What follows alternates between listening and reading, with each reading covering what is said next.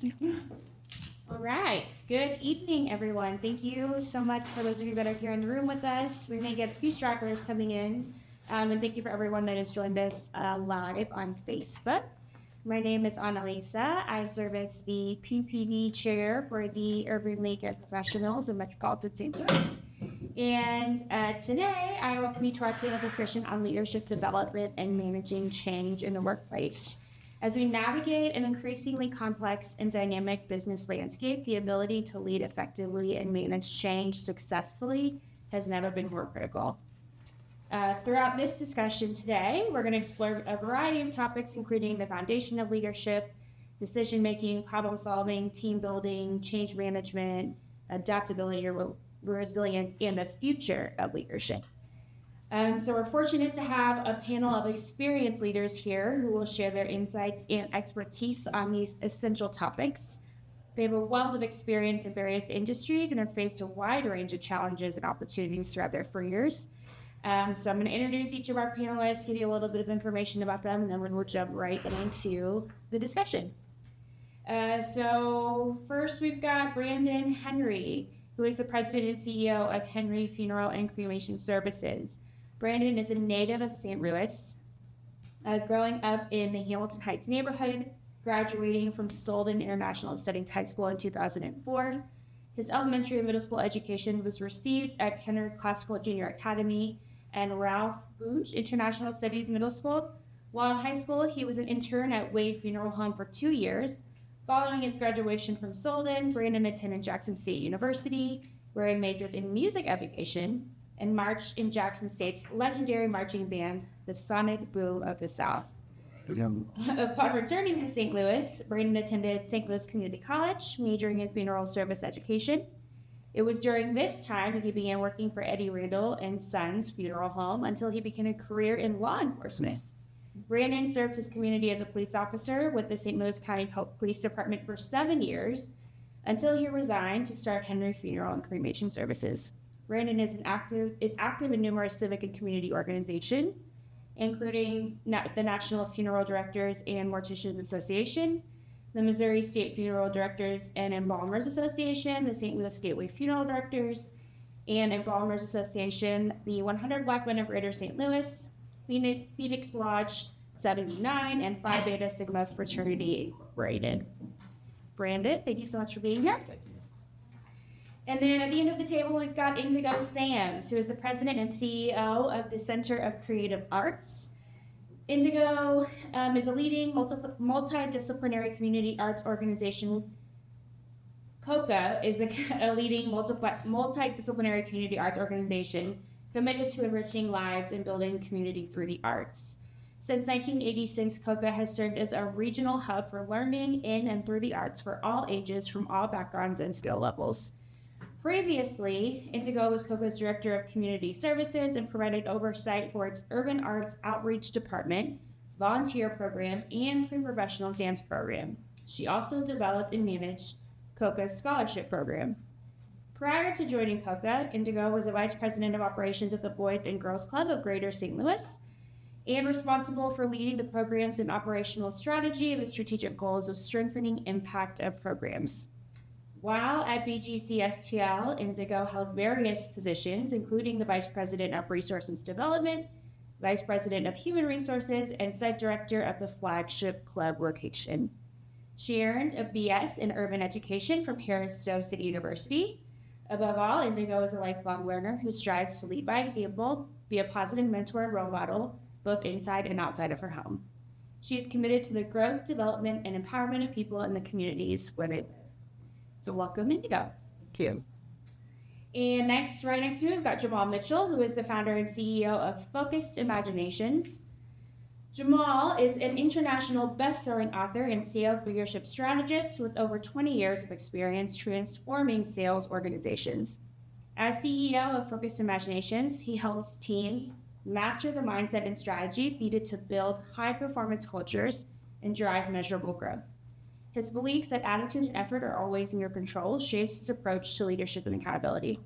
Jamal equips sales reps and managers to sell better and faster through his OCD sales secret system, helping organizations achieve consistent growth by overcoming sales challenges with speed and precision.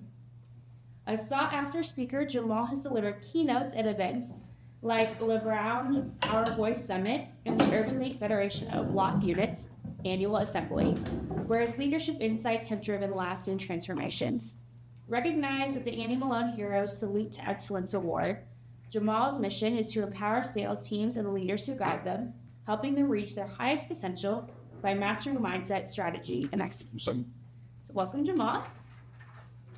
And last but certainly not least, Julius Sims, who is second to the end there, who is a leadership consultant and vice president of remote and digital services for Neighbors Credit Union.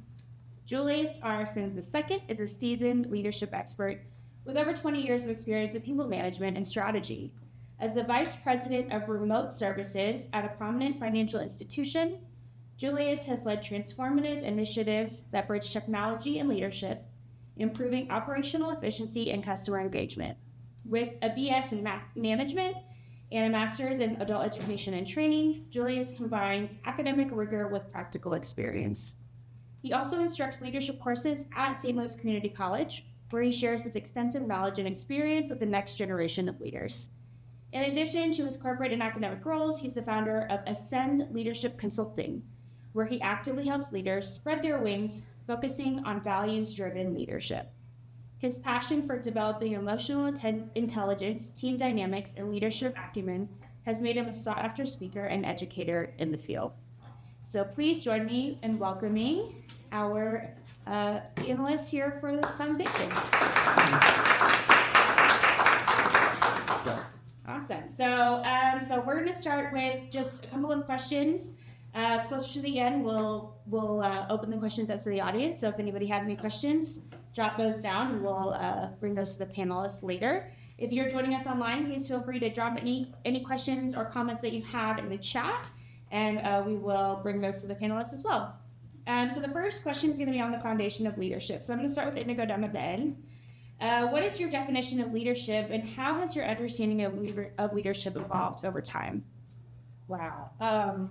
My definition is influence, inspiration, guidance would be part of my definition for leadership. And in terms of my understanding of leadership and how it's evolved over time, I will say when I first started, the first time I supervised someone, I thought it was just not my door. That was my definition. I was in charge. They couldn't do what I tell them to do. It didn't work that way. So I think over time I learned that it's really about relationships and the power behind that. That really is where the power lies, is in the relationship you have with your team, your organization, and all those who you have the privilege of inspiring and guiding. Yeah, awesome. And then Julius, what do you believe are the core competencies essential for effective leadership? So I would say the core competencies, I would summarize it in three things. So first, I think any leader needs to have some core value system, something that's deeply held within them, whether it be honesty, creativity, collaboration, core values. And then you add your actions to that. So what you think should also align with what you do. And then thirdly, I would say emotional intelligence. So it's not enough to just believe in something and do it, but you have to do it the right way, especially when you're leading people. So if I believe in honesty, let's say Indigo has a problem with attendance. She doesn't, but let's just say. And I believe in honesty, so I'm going to tell her about it, right? So what if I said, Indigo, you need to get your stuff together right now. I'm tired of you being late. So that wasn't really emotionally intelligent. So I think that's the difference, adding emotional intelligence to your core values. So I think those three things are really essential for leadership. Yeah, and just to follow up to that, when you say core values, how do you identify those? How do you know, these are my core values? Because there are when you think of leadership, you can think of so many that are surface level. Yeah. But there might be some that are just a little bit deeper that you really do carry with you in your leadership journey that affect how you make decisions. Yeah. I think every leader needs to do an inventory and look back in their life because they would have identified that early on. So let's say, so going back to honesty, let's say that you had a horrible conversation with the manager 15 years ago, and that really stuck out to you. Well, whether you realize it or not, that's one of your values. You really do value honesty because that manager lied to you 15 years ago, and it really kept you up at night, and it really, really affected you, right? So I think do an inventory of your life to see how you reacted to certain things, what your experiences were. I think that's a good indicator on how to really identify what's important to you. How did you react to experiences? Yeah, absolutely. Thank you. Brandon, how have you developed your self-awareness as a leader and why that's important? So even self-awareness as to what your core values are or what kind of leader you are, how has that developed over time and how does it shape you as a leader? Absolutely. I'm going to piggyback off of Mr. Sims' point about that self-inventory. I think it's safe for us all to say that we work for people who were not good leaders and how they made us feel. So working for individuals like that who did not have good morality or didn't know how to communicate with people effectively or had low emotional intelligence, that has shaped me. Because when I got the position where I worked for other companies and how they spoke to the employees from time to time, how they affected morale, right? So that has motivated me. So now that I'm in a position of leadership, that I use those bad experiences and turn them into positives all the time. And so as I go forward, and I also have realized that leadership is not about you. Leadership is about your influence on other people and what they can get from you and how you motivate and develop those people to be other. Yeah, and then Jamal, how do you distinguish between management and leadership?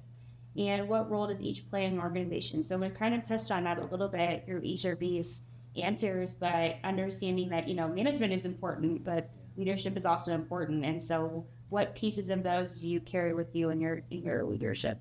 So for me personally, I think that management is about systems and execution. There's already a structure that's in place, and you want to make sure that you are operating within the behaviors that are going to get you the results that you're looking for.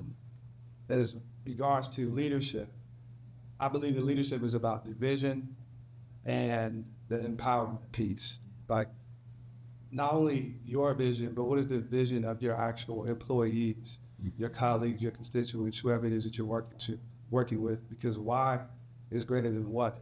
And when you understand somebody's purpose behind something, it enables you to understand how to tap into them to get more out of them. And that's the true definition of empowering somebody.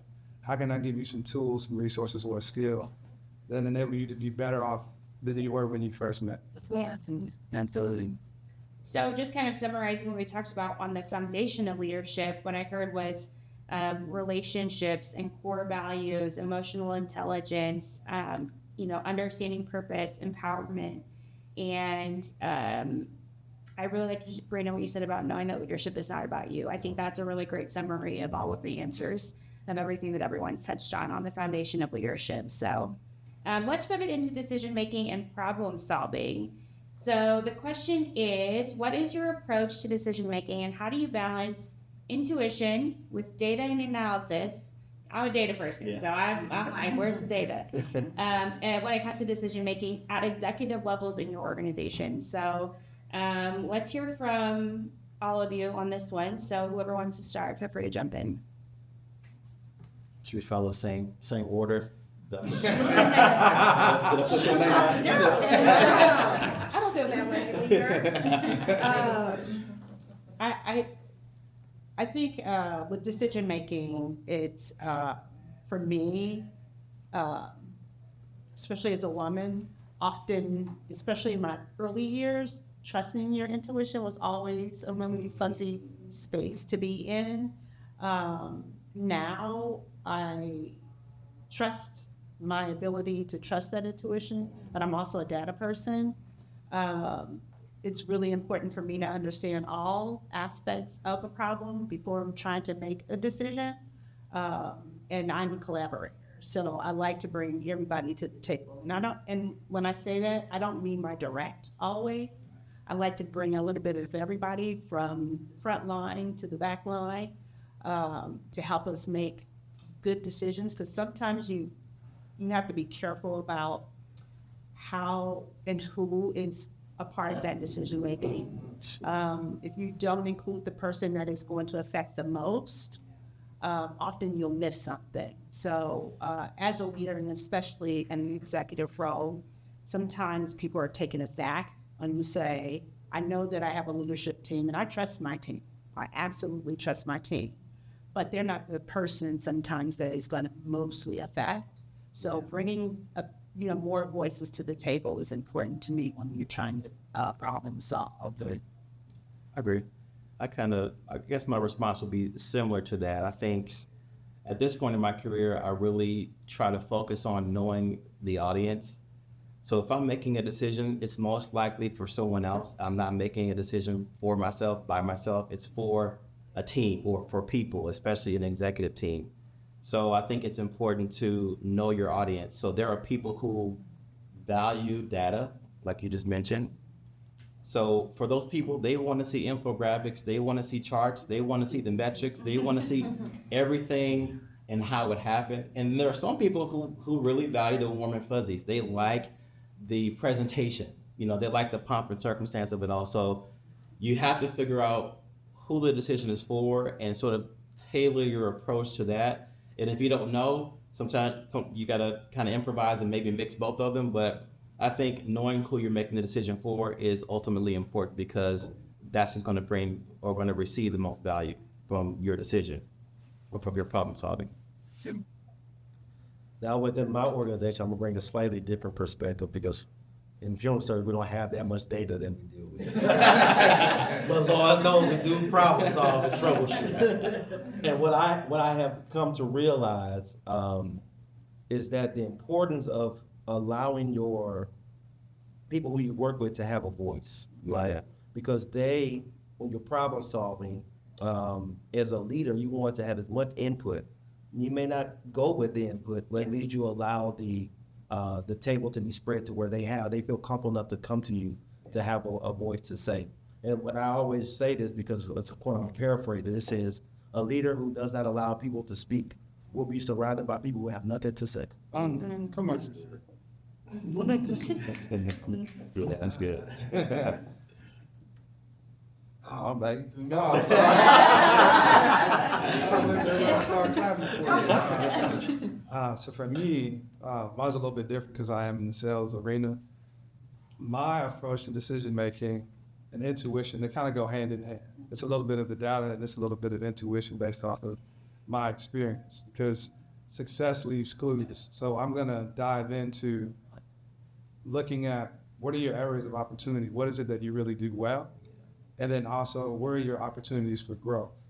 And from that, I can use my intuition based off of how being literally thousands of people at this point to figure out the right approach with this particular individual based off of their learning capabilities and how they want to be focused.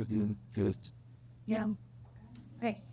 And then just to follow up on, making sure everyone has a voice, or collaborating at all levels, or, that piece of it in those organizations. So as a young professional, I think I've experienced being in the room and being given the opportunity to have a voice, but not not really.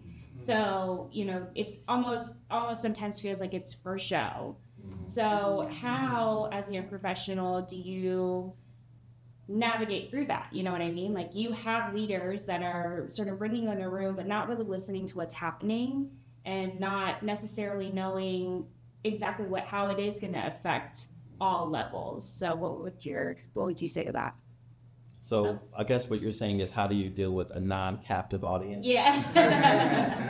Wait, I didn't want to. No, go, please.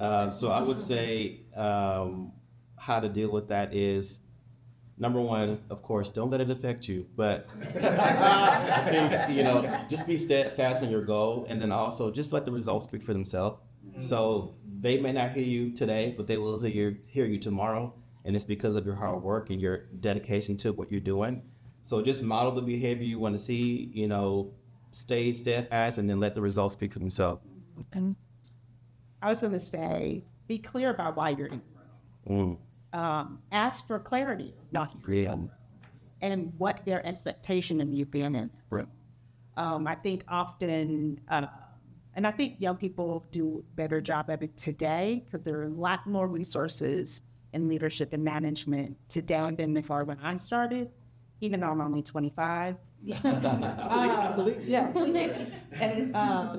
But often I find young people today willing to step up and ask for clarity. Unlike during my time, you just kind of sat and waited to be spoken to almost.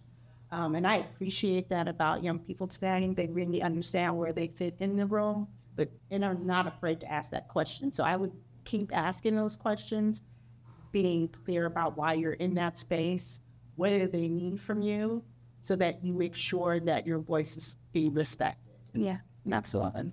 And if I may, just real quick, just to piggyback on that, Yeah. I think it's important to always be in those spaces, but to always support leadership, right? Even though if you don't agree, right, as long as they're doing nothing criminal, like that, but always to be a support, right?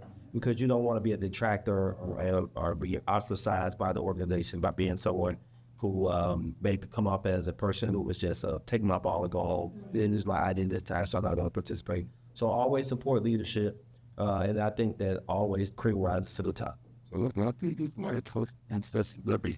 Take for. Yeah, go. I mean, I've been in that situation several times because for whatever reason, sales seems to be one of those industries where the particular management can keep their job and excel and get promoted while the actual players get up to. Right. So it's like there's this environment to where it's, well, wait a minute, we all have played some sport or know somebody that played a sport or is an expert at something. You got to be expert by putting in your reps and getting this expert level expertise. But in these spaces, people that do not have leadership qualities and do not know how to navigate or understand how to get things out, people are oftentimes in positions of power. And what I've learned is you just have to be your authentic self. You're going to have your time, and you have to figure out creative ways to help people. I mean, we all have social media, right? So you can release content on social media, and you'd be surprised at how many people within your organization will kind of like develop around you, and you create a community of people who respect your ideals and values, because ultimately we're there to help you. So if you figure out creative ways to make sure that your voice is still heard, I think you can feel a lot better about the situation that you're in. Yes. Very. Yeah. How do you follow a bad leader? How do you maneuver under bad leader or leadership? You model the behavior you want to see. So you model the behavior you want to see. So someone is very poor in their communication, then you show them what good communication looks like. So that's my quick answer. No names, no names. I see you. There's lots of ways to approach it, depending on what your end goal is. I've worked for bad managers, but I always had an end goal in mind. I was there for a reason and purpose. So I sort of use what you're talking about, but also understanding something that someone told me a long time ago, and that was good people in a bad system, the system will always win. And so knowing that also gave me the courage to lead when it was not in the best interest of my work, and leaving on my own terms. Yeah, I kind of directed it to you without directing it to you because you said support leadership. But how do you align that with but they're not good? Yeah, and I guess my example with that would be like when I was on the police department. Now we have so many different types of supervisors and organizations and within the police department. So anytime that I had a superior that I felt I didn't fit in with that particular culture, it seemed like there was always an avenue for me to get out of it. So I never bucked the system. So I wouldn't ever recommend buck leadership. I always try to support it as long as you can. Make sure you're on time, make sure you're doing those core boxes that you need to check to make sure that your job is secure. But if you be patient, I think there's always an exit, like on the highway, that you can get off of and just go to a different route than ever to get, depending on how big the organization is. For me, how do you deal? Honestly, I think you ask the questions. You figure out a way. You know, I've always been told by my mentors, my parents, everybody around me, when you're in school, if you've got a professor that you don't necessarily get along with or don't like, make them help. Go to those office hours, ask those questions. And so when you can begin to tap into what their biggest challenges and problems are, you can become a problem solver, right? And you can take that particular data that you get for understanding why it is this person acting this particular way. And then also getting it from the employee's perspective. How do y'all feel about it? You know, or her, you know, what is it that they're doing that's affecting you in this way? And then you end up with this wonderful sandwich, understanding the biggest problems and challenges that a lot of poor leaders face and how it influences the people, so you can speak to both and kind of make a cohesive community right now. Good. So we're going to build on the decision-making and problem-solving, and you all pretty much touched on this, but this next question is about team building and collaboration, and Jamal, I actually have this one for you. So what strategies do you use to build high-performing teams and foster a culture of collaboration, teamwork, and empowerment? So how are you a good leader? How are those bad? So we don't want to follow. I think for me, it's three things, three principles that I follow. Number one is GBB. It's good, better, best. That's the attitude. It's the mindset for everything that we do. No matter where we are, we can always improve, and each day that we can get better. So getting people to buy into that. The second thing is CQI, continuous quality improvements. So we have to look at the data. We have to look at what's working well. And then we have to look at what's not working well. We have to look at also industry trends and then areas of opportunity, so we can begin preparing ourselves for what it is that we're going to face. For instance, if you're in the sales community, we already know the biggest part about sales is overcoming objections. So you need to be creating objection logs for your employees. You need to be understanding the objections for your specific community so that you can have cheat codes to understand how to work with your customers. And then the last piece is OQP, and that's other quality people. You have to mastermind around other quality people. And that just, I know a lot of people touch on being like-minded. And I don't think like-minded is enough to actually get results. You have to be around like-minded and like-motivated people, because your actions determine your results. Wow. Yeah, I think I'm like-minded and like-motivated. Okay, so we're going to move on to the change management piece now. And so I'm going to start with Brandon. What are your strategies for engaging employees in the change process and fostering a sense of ownership? So kind of I talked about earlier in the decision making and the problem solving. How do you, as a leader, really engage employees and give them that voice? And even if maybe it's not something that you use right then and there, how do you encourage to keep, bringing that voice to the table? So I think it's important in our organization, our onboarding premises, right? So people know what we do. People know we're pure home, right? But I change their perspective about what we do. So I tell them that we're really a hospitality-based business. We just happen to deal with the disposition of human remains, right? So I changed their thought process about when they initially fill out the application or submit their resume, they think they come work with their home and wear suits and drive Cadillacs. And I tell them, no, I'm saying, well, change the way that you think about what we do, right? Because we all do the same thing, but we all don't do it the same way. So I think the onboarding process about how we introduce what we do as serving the community to them as a new employee or as a continual employee of ours is so key to the overall level of service that we provide to the community. And then on top of that, also, we have these uncomfortable staff meetings where we talk about the uncomfortable truths in our community. Like, nobody never wants to call us, right? So we have to realize the anxiety that families have when they call us, and what can we do to combat those? So we have these open dialogues. And so we always have these conversations, the staff meetings, or we have in team building collaboration to kind of change the mindset about what the public perception of what we do to what we actually do. And I think that starts with our own. Yeah.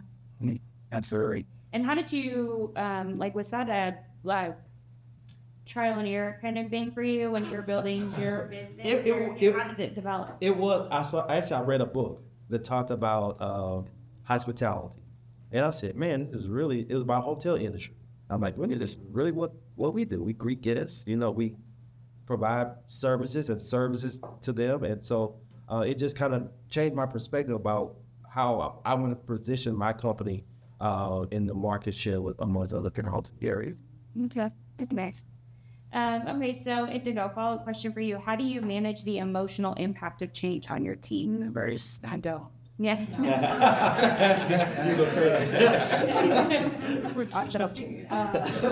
Yo, Well, first, usually there's an emotional response when people don't really understand what's happening to them or what's happening within a team or organization. So I'm really big on making sure that there are champions throughout the organization as we go through a change, and to make sure that we have buy-in. And through those champions, they help you get people comfortable about whatever the change may be. And you can't be the only voice of that change. Sometimes I think leaders make that mistake. They think they have to be the one always communicating what's happening, what's going on, but really you have to empower your team to help you in that change management, so that we can get at what's best for the individuals who are responding in a good way and help them. Yeah. Yeah, I know during, even now, this return to the office, is a huge point of contention for a lot of organizations to where it's, I can't remember I wouldn't even say it anyway, what organization it was, but they just put this mandate out that said, return to the office full time without having those champions or that buy-in.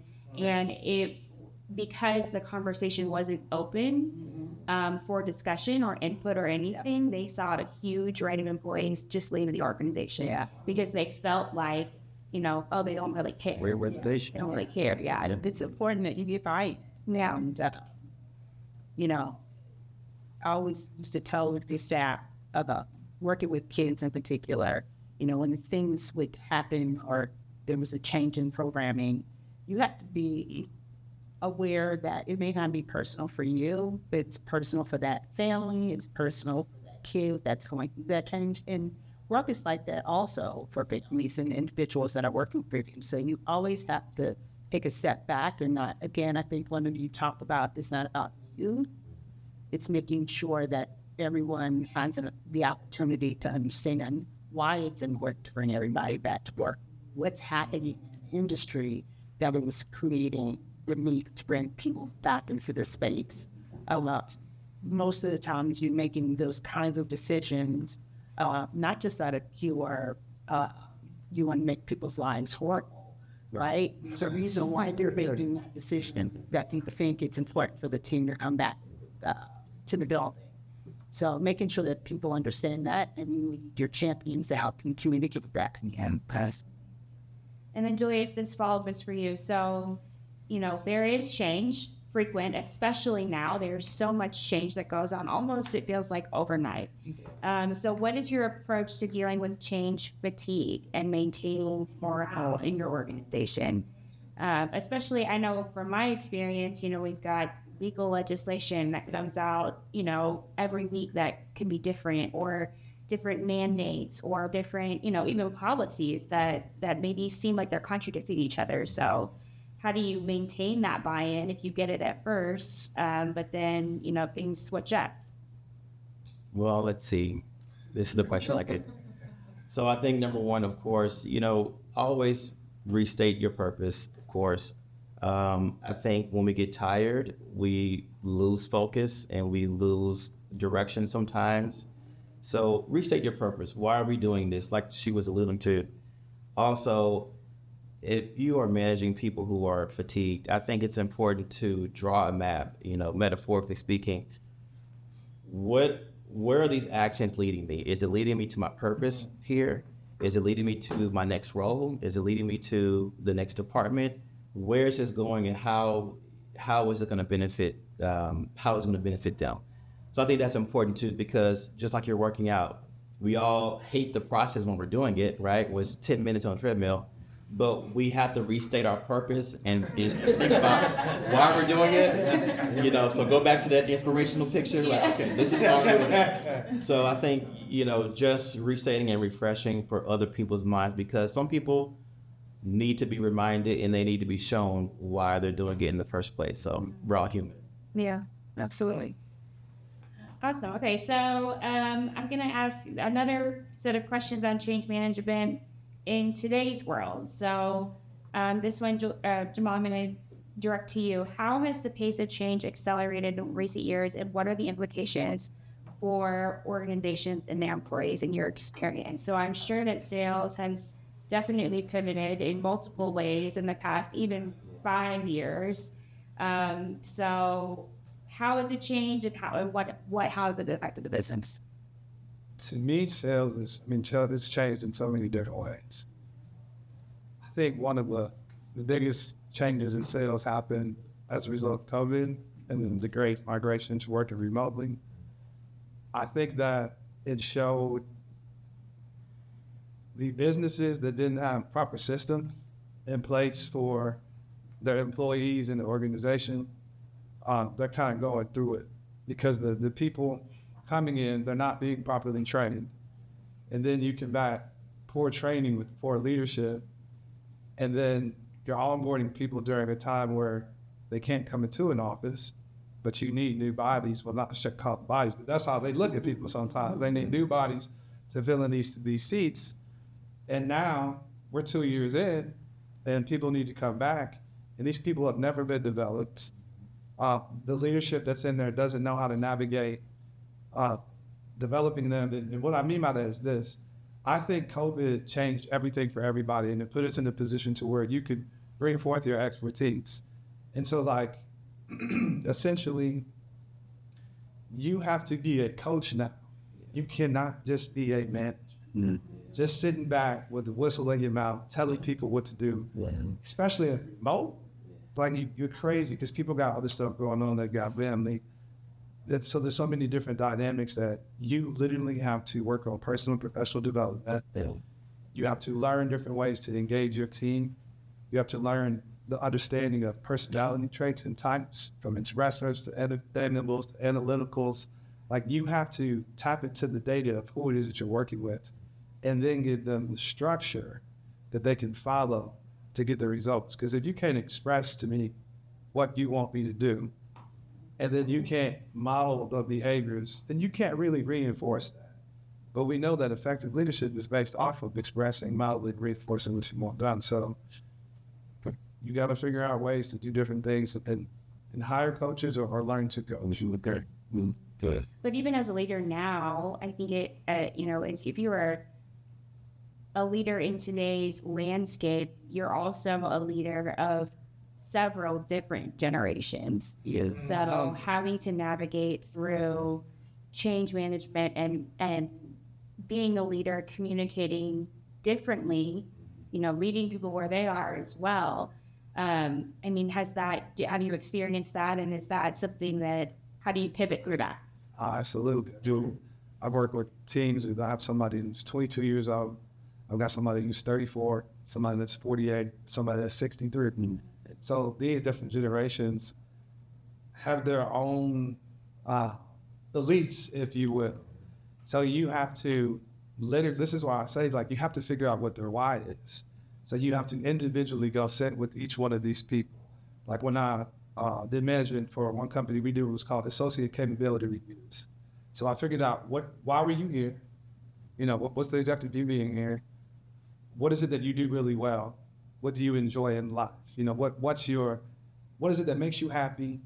You love to do, you can be paid for in the world needs. Because if I can find that, then I don't care who you are, what generation you're from, I can work with you because I can speak to what's important to you. And if I can speak to what's important to you, I can get you to buy into what my overall objective is. Yeah. Okay, absolutely. All right, so we're going to put it now to adaptability and resilience. So I'm going to have Indigo and Julius answer this first question. How do you adapt to change and uncertainty? How do you, as a leader, adapt to change and uncertainty in a rapidly changing business environment? Versus how do you prepare your team? Oh, thank you. God. I think, coming to terms, okay, so this is what I believe for myself and for others. I think it's important to be agile in today's world. I don't prioritize trying to learn one thing and one thing only. I believe in being cross-functional. So I think that really helps me, and that's how I coach other leaders, is to be cross-functional and to be agile, because things change often. Just look at COVID. March the 16th, it was business as usual. And then March 17th, literally the world changed, in St. Louis at least. So I think coming to terms with the importance of being cross-functional, I think the art of learning is a bit lost. So I do try to be a lifelong learner and also try to gain credentials, try to gain learn different topics. So just spreading myself, not spreading myself thin, but spreading myself and trying to be cross-functional is how I change with the times, right? So that way I'm always prepared, in a sense. Yeah, absolutely. I was sitting here trying to think how to respond to this question, and because on one hand, working in an industry that is the name of the art industry is ever changing anyway. It's a natural process for art to always changing and moving, and so there's an embedded sense of always kind of being flexible and being agile in the work that I do, but I also start to think about how different the world has become from a marketing perspective for the work that we do and how we communicate that work. And so how we try to adapt to that change is really understanding what the market is today and how we fit in, still being true to who we are as an organization, being true to the art form that we're trying to communicate or provide as a service to the community. And the lucky part of what we do is that, unfortunately, art has always been uncertain. So we've always had to make a space for ourselves in that. Because you think about, what's the first thing that are cut in school systems? Artworks. So we've always had to be flexible and, make art when there's no art, right? So that's sort of who we are and what we do, but also trying to figure out how to continue to communicate to the community that we're still here, that we're still figuring out, to be honest. And I think the best way to do that is continuing to bring new voices to the table. Again, I'm thinking about just recently, we brought on a bunch of new voices to our marketing committee, because the marketing that we have been doing, you start to see a little dip. And so as soon as I see the dip as CEO, I'm like, we got to figure something out. So, because what we're doing and how we've been communicating is not working exactly.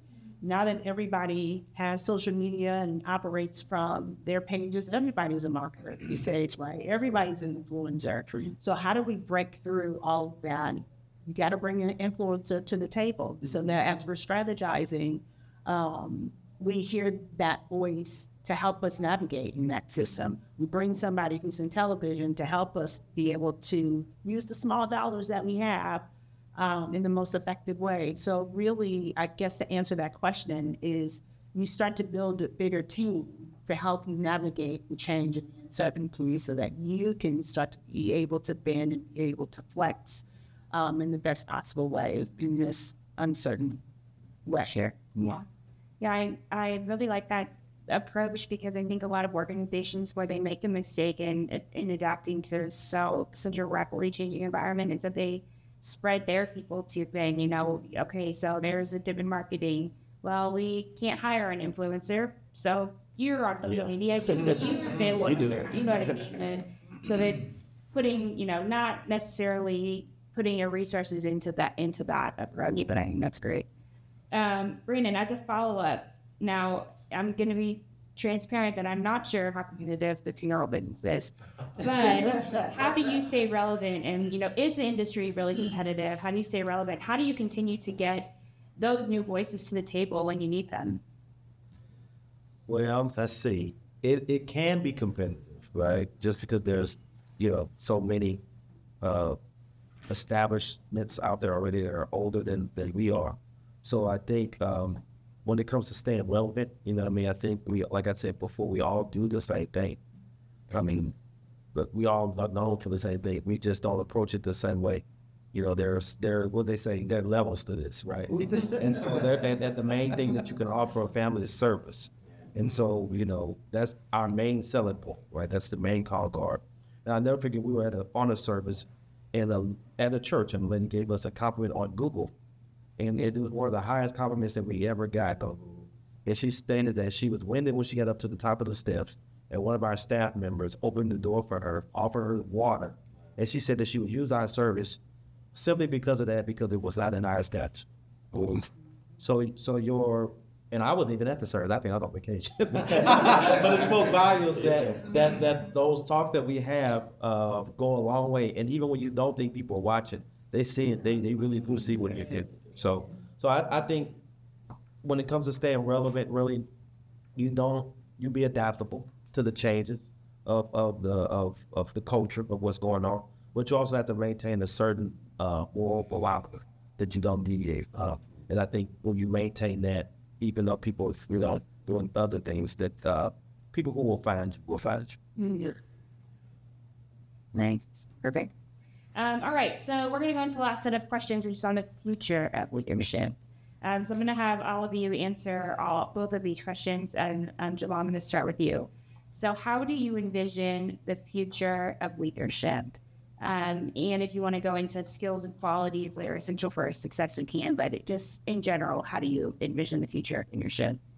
Compared to maybe even how you experienced it, how you empower leadership, what do you see it as? I think the future of leadership is going to be immersed with technology. Yes.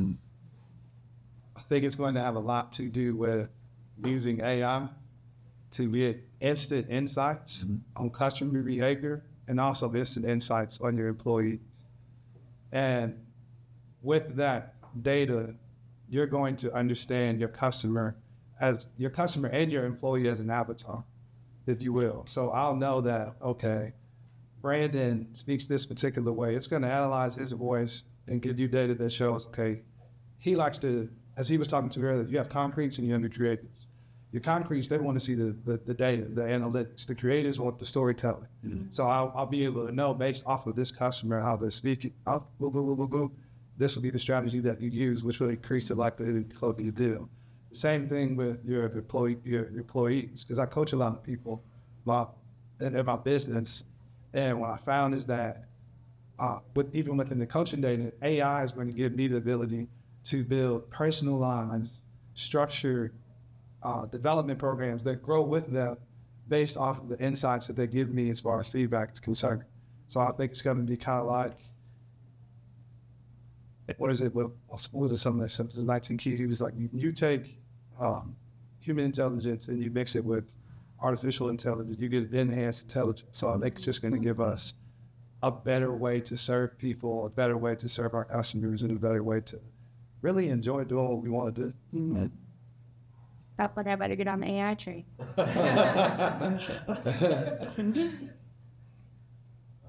For me, I would say future leadership, you know, coming from a service-based business and I deal with a lot of younger people. One of the skills that I work with younger people are kind of the softer skills. When you're talking to people, making eye contact, shaking hands, different things like that, especially the young men who I have the responsibility of mentor. So those are some of the skills when you're dealing with people in some of the most vulnerable times, is that you have to make that eye contact. They have to feel the confidence in your voice.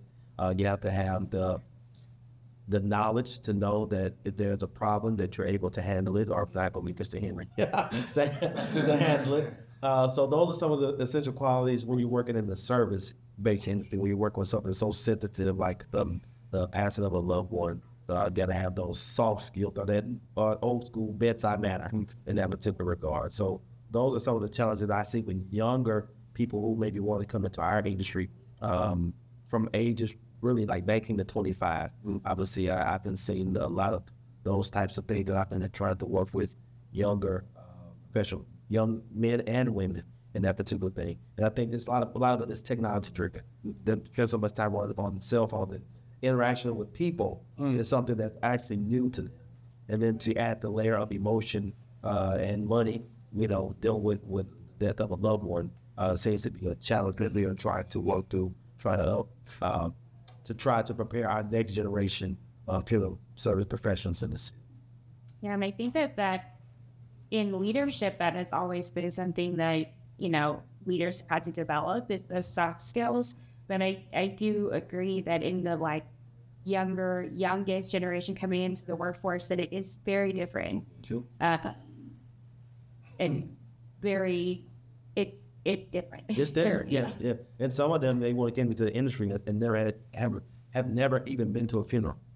Wow. Well, yeah. So Julie? I would say the same thing. Technology, especially through the lens of social media. I think when you think of like LinkedIn and YouTube, you can find your own curriculum when it comes to leadership. So I think we'll see more of that in the future.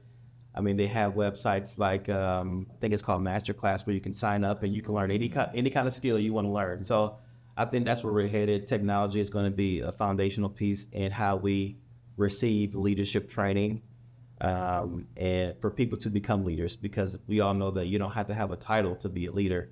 You're a leader regardless. So I think with that realization, we can really use technology to make it bigger. Yeah, absolutely. Indigo?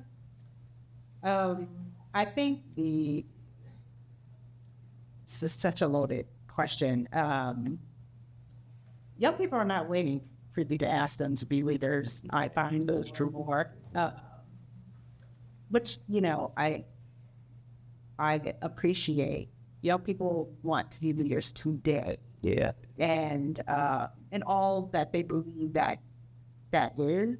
And so I see people taking all the steps necessary to figure out how to be the best leaders. I think young people, the only space where I think there is room for understanding is those soft skills are sort of the thing that I don't see as much in some young people. But the thing that I do understand about young people is that they know what it means what bad energy looks like and what they don't want, and they're very articulate about what they don't want, which again, I do appreciate that piece of it. So what I envision leadership looking like is sort of trying to figure out how to keep the humanity of leadership in place, while young people want to work with purpose, right? So, which I think is also another fallout from COVID, and not just for young people. I think also people changing industries or opting to retire early and still figuring out what their next thing is going to be. I think we found ourselves in a space where people are not willing to work for people who don't treat them well. right?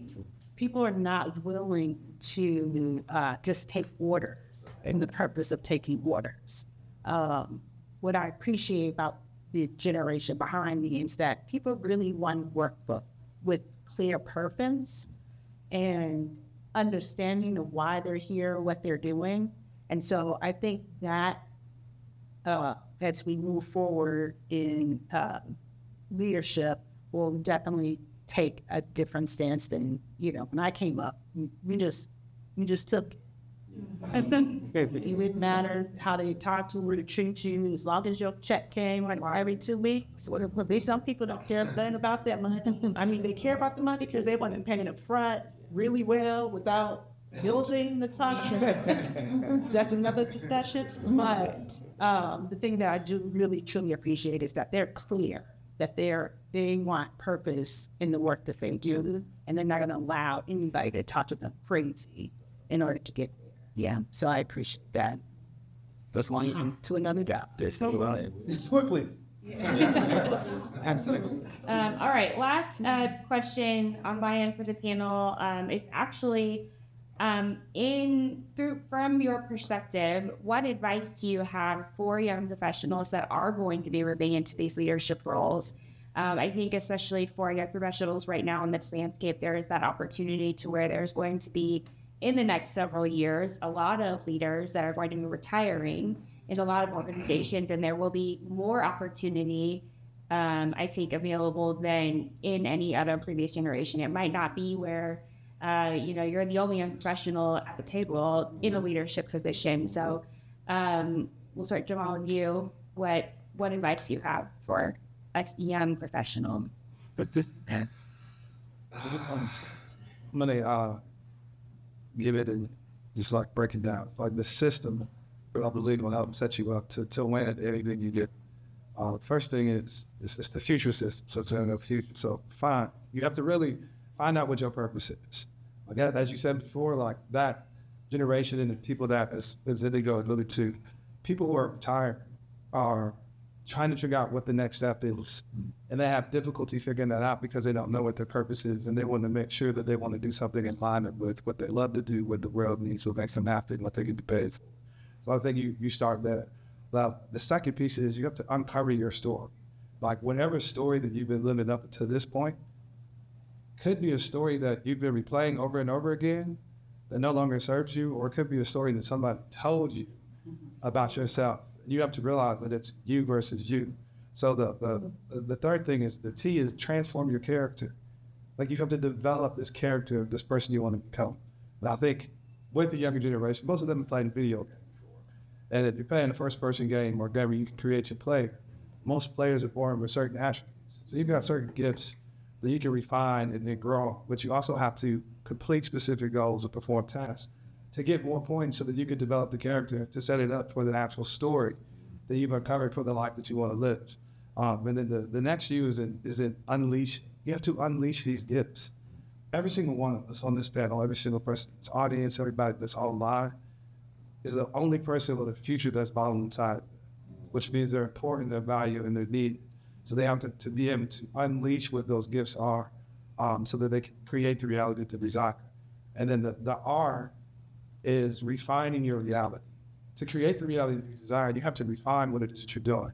You have to take an assessment of how much time am I spending sleeping, eating, exercising, reading, studying, meditation, journaling, all of these things together. And you subtract that average from 168, which is the 24 hours in a day, 7 days in a week. And then you find yourself with the time that you have left to work on your purpose. Because you might be at a job and you might not be in a position where you can just leave and go cold turkey. But because you have this job, it's putting you in a position to where you can go do what it is that you want to do. And then the last, that's what the E is, other quality people. And then the E is you have to envision your future. You have to visualize where it is that you want to be. Because thoughts create reality. Your thoughts are going to turn into this thing that we can describe as a feeling. And those feelings that you have inside of you are going to have you acting some type of way. The people say, oh, it made me feel some type of way. They act some type of way. and your actions produce the results. So I just want them to know if they use the future system, then they can really take control of their life, unleash their potential, and live whatever it is they decided in their mind that they want to have. That is Richard, then you last. But coming behind that, mine is very minuscule. No, I think that leadership really is it's a marathon. And what I mean by that, you have to be a constant learner of what it is to be a leader, right? And sometimes you make bad decisions as a leader, but you have to learn from those bad decisions. So you should always be constantly evolving as a leader, reading as a leader, studying leadership materials and different things like that to be the best refined leader that you want to be and to see how that affects your organization. So that would be my thing, is that the realization that leadership is not a sprint. It is a marathon, and you should be a leader when you're at work, when you're at church. You know, if you're a leader, people gonna find you. Your light is gonna shine no matter where you go. I would say one thing I will always tell leaders is to learn how, or future leaders, potential leaders, is to learn how to have difficult conversations. That is a huge piece to your development. It's easy to be a leader when everyone is listening and no one is being rebellious and the sales are there and everyone's nice. That's easy. That's easy. But how well can you manage emotions? How well can you manage conversations when things aren't well? When someone speaks to you the wrong way and you know that you have to lead them. So I teach a course called I Love You, But I Don't Like You. Because there are times when we have to lead people that we just don't like, you know? So I think that's just part of leadership, is learning how to have difficult conversations, deliver them and receive them. Because sometimes we will maybe on the end of constructive criticism, that's not constructive. And so we may be offended. So navigating that space is my top advice to any potential leader. And I'll answer it this way.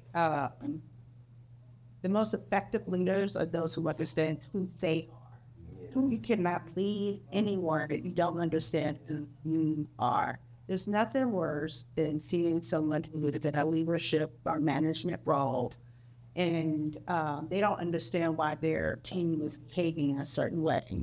Well, you're seeing a reflection in the So as leaders, that's the first thing you're going to do is check self, understand self, so that you are able to give better to those who you are responsible for coaching and supporting, guiding, leading. So that's what I would do. Very amazing. Thank you. So we're going to open it up to the audience. Any questions? I'm sure Barry has one. Love conversation.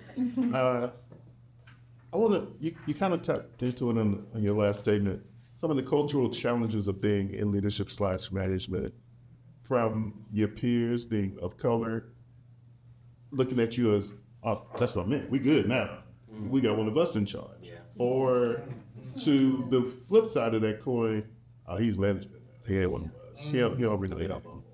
Or the most common one, trying to fit in at the C-suite, being the only one in the room. You could tackle any one of those perspectives, but I know as somebody who's stepped in and have dodged leadership most of my career, that has always been I don't have time for that drama.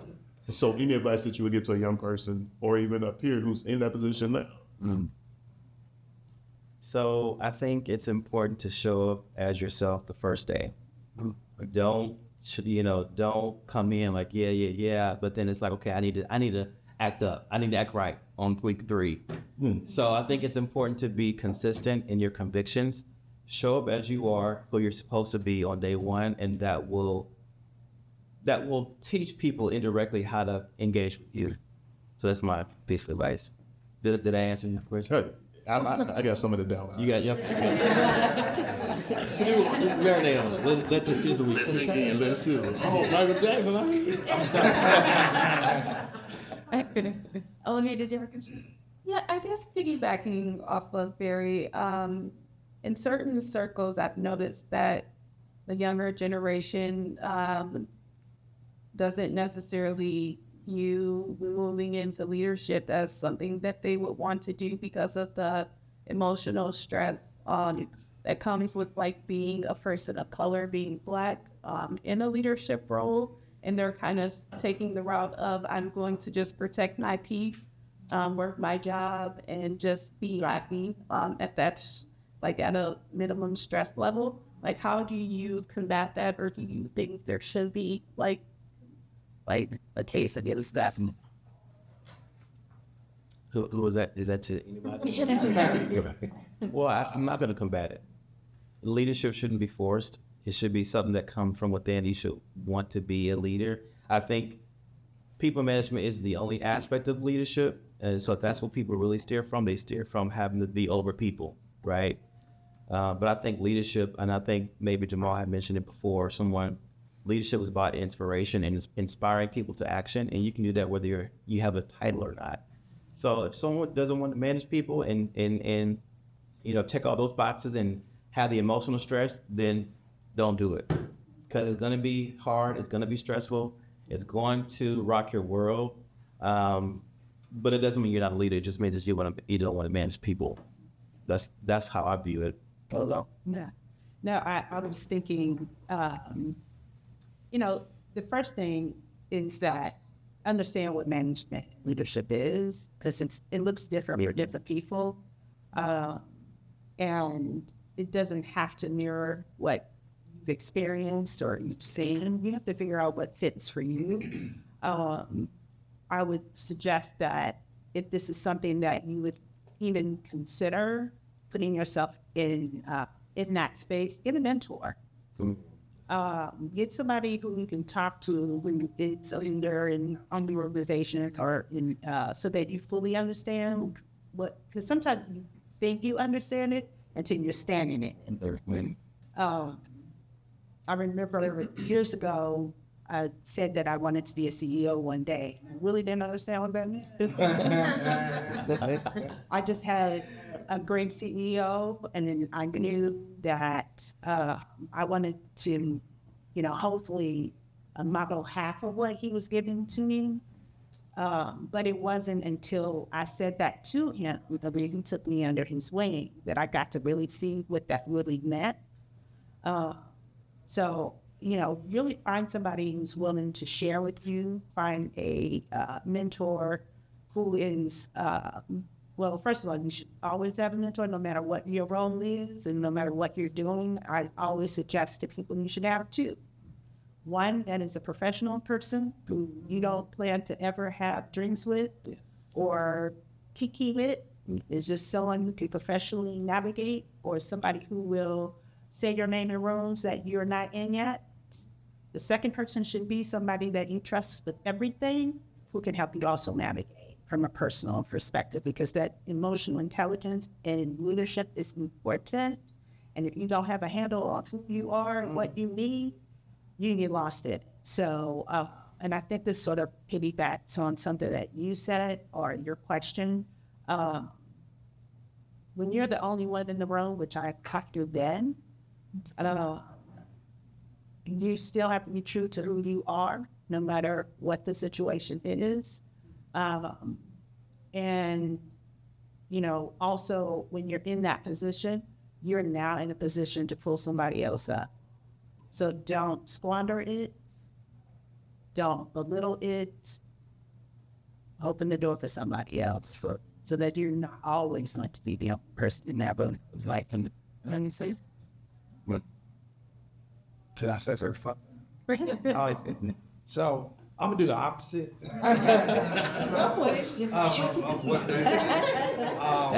When someone says that to me, I don't know if it's the environment I am, just the way that I'm wired. My mentor, Les Brown, always says, Jamal, if you do in life what is easy, then your life will be hard. But if you do in life what is hard, then your life will be easy. Like playing it small, playing it safe, go get you ate up, or it's gonna put you in a position to where you're gonna be the first person to be let go. Because when companies let go of people, it's the people who just get by and don't want to be messed with, the people, I want to be above, I don't want to be above the radar. It's the people who don't want to shine. So if you don't want to shine, don't be upset when you get left in the dark, because the darkness is coming. Even through leadership it comes, but there's so many different benefits that you get from putting yourself in those positions. Being that only person in that room gives you the ability to reach back and lift somebody else up. But if that's the attitude that you have now at an early age, where do you think you're going to be 10 and 20 years from now, where you were like, and I'm going to use this as a story. I used to work with a lot of elderly people when computers and technologies and phones were coming out. I was managing like Best Buy Mobiles, all 3 carriers and everything. And there were so many elderly people that would not adapt to it. And then I would literally have classes where I talked about use of technology and I'd be asking questions. And one of the most common things among seniors was that they wish they would have adapted to technology. They wish they would have learned the computer. They wish they would have given more, because now AI is here. So all the jobs are about to be wiped out. So if you're not a leader, you are going to be left behind. Yeah. Did you casually say Les Brown was your mentor? Just stop. Yeah.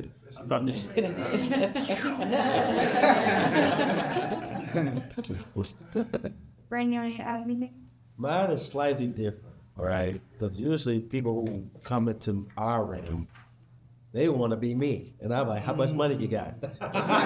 Here the keys today. They have it in their mind that they want to own your home. And so my responsibility is say, great. Because within the last year, we have lost 4 owners of funeral homes. So we have more people leaving this industry than coming into this industry, licensed professionals. So my challenge is, how can I prepare these? Y'all want to own a funeral? I'm going to show you. I have no gray hair when I open. Y'all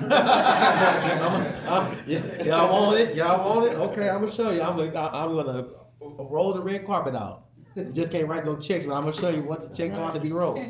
And you'll see if you still want it after that. So ours is kind of slightly different. They have a notion. And then I always challenge them. I say, well, why? Why do you want to own it? And they say, I want to serve people. That's very noble. We just say, you think you're going to make a lot of money. Yeah, I feel like it is a blend of all of these things, right? It's a balance of understanding who has that potential, maybe doesn't see that in themselves. Sure. That's the empowerment piece of it. But then there are people that, you're not going to be able to convince. Yeah. And those are the people that are going to get left behind. I know you mentioned be constantly learning. How do you do a self-assessment? Because I truly believe leadership is not for everybody. You can be smart, you can be a go-getter. Jordan didn't need to coach a team, didn't necessarily own the team to be the best player. How do you have that conversation with yourself of whether or not you should be a leader or be the team, just being the star on the team? And I know you kind of talked to that about keeping your head above, be honest, because you can keep your head above water and still not try to be the leader. You can still be the star. So I just wanted to know your thoughts on that. Now, me, I have done a self-assessment of myself because I've been in business now for 7 years, and I look at, I say it's phases of my leadership, right? So when I first opened, I was more leader than manager. So what I did was I led, and I was a visionary, but I was doing all the work. I was like, okay, yeah, but I'm doing all the work. So I had to reevaluate, the training modules about what I was doing and to ensure that I was delegating. And then too, in the industry like mine, I'm building a brand that's like my baby, right? So ain't nobody gonna take care of your baby like you gonna take care of it. So I wanted to make sure, but what I was doing, I was putting myself at a disadvantage because I realized I couldn't go anywhere because nobody knew nothing. So I had to reevaluate. Oh, like, okay, I got to start training people where the lights are, where this is, where these different things are, where the phone numbers are, different things like that. So I had to put more management into it, and I had to start putting different things into places so that I could have that balance there, because it was really tearing me up, always being on call, having all the phones, all that type of situation. But I had employees, but I'm still the one, doing everything. The business wasn't working for me. It was working on top of me. It wasn't working for me. So that was something I had to do. I had to evaluate the level of stress that I was putting on myself. And so I think that that was the key component. And then this really happened after the pandemic. We were, we didn't have the luxury of working from home. We're doing the pandemic. We were one of the busiest industries during the pandemic, on top of the restrictions that were placed on us by the city and the state. So dealing with overworked employees, right? Because we were super busy. All of the safeguards, disgruntled families, because those 15 people they took care of. Yeah. So trying to balance all of those different on top. And at this particular time, I was the state president. So being in meetings with that time, Ryder Cruzen, and talk about regulations about what we do with all of these different individuals that they pass a COVID, and how we are being able to assist the whole hospital system, and how they have to implement the funeral homes and the cemetery as part of this system network about what to do with COVID. So that happened very quickly for me. I had to really evaluate being overworked, stressed out, that would take time to say, hey, something's not really working for me. And so that was my self-assessment. Self-assessment, I do it every year. Take a moment just to go, am I where I'm supposed to be? Am I doing what I'm supposed to do? I think about 10 years ago, I really took a moment to really assess if I was where I was supposed to be. I was tired. And I had told myself that I was done with managing people, and I was like, find me a job where I could only take care of me. In the universe, God had a whole other plan for me. Every time I have one of those moments of self-assessment,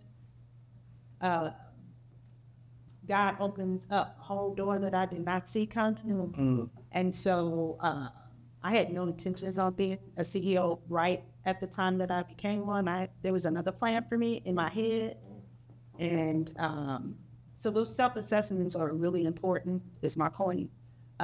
Taking an inventory, if you will, of where you are, where do you think you want to be. It is key to your own sanity. So as often as you can, you should definitely study, not just in management, at any point in your career or personally. We should be doing sort of a self-assessment, an inventory of where you are, both mentally, physically, and emotionally. So, Any other questions from the audience? One. All right. Well, I want to thank everyone for coming today, especially our panelists. Thank you so much for taking the time. I want to put a couple of little caveats in here. So, as we talked about the future of leadership and even just connectivity and technology, a couple of these panelists were referred by some committee members, but a couple of them just engaged with our content online, and I connected with them on LinkedIn, and here they are. So I think that really taking advantage of the opportunity to network via LinkedIn, or even here in the room, since you're in the room with these panelists, I highly encourage you to do that. On the program here with their bios on the bottom, there are several QR codes. Want to join the movement? If you're not a member, please join the movement or find more information there. Again, I'm the chair for the PPD committee, which is a personal and professional development committee. If you want to join my committee, that QR code is for you. And then the last QR code is the one that I think is the most important right now for me, is your feedback. So we really want to hear your feedback to understand, if this panel was impactful for you, what you would like to see in the future, that kind of thing. So QR codes on the back there, you're welcome to take these with you and scan those at any time. And then I want to invite Dr. Dante Cara here, our president, to say the final closing. Very good. Good evening. How we doing? Good evening. So like how you go to somewhere you have like a icebreaker question, and they say, hey, tell us something that people want to expect about current. So I have one that I go to, and it's like usually, we're going to stand there. You can say right, but you're still the shot. So people like, hey, what's something people would never expect to show down? And like, hey, when I was in elementary and middle school, I used to dance. 4 years I did jazz and Japanese. This place called the Center of Contemporary Arts. I remember that lake right there. People on that 25. Her and Miss Lee and Jane. Yeah, wow. All the people, really, really great time. But thank you all so much for coming. This is super impactful, almost like church. I think the word was definitely said from really all of you. I think that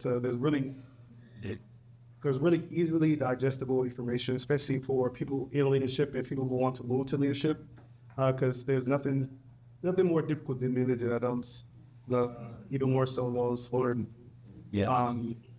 because they know it, they have life experience. They're not necessarily open to feedback, but I think you made some good points on how to approach the situations. Like, just thanks to our chair, PP, the chair, Lady Annalisa, very good.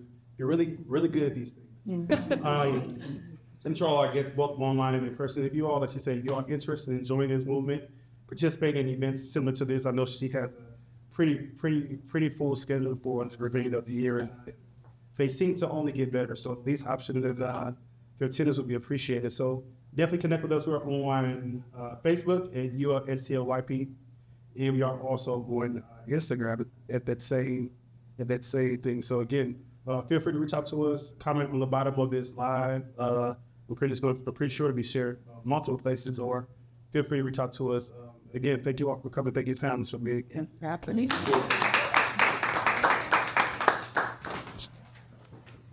Give me stop. Thank you. Felt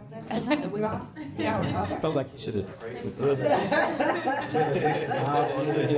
have room for about 10, 15 more minutes. So feel free to network mingle. Thank you so much for coming in person. Please share the next events with your networks. Because we would love to definitely get engaged and get that connectivity. Right. Right. Thank you. Thank you so much. How'd you feel?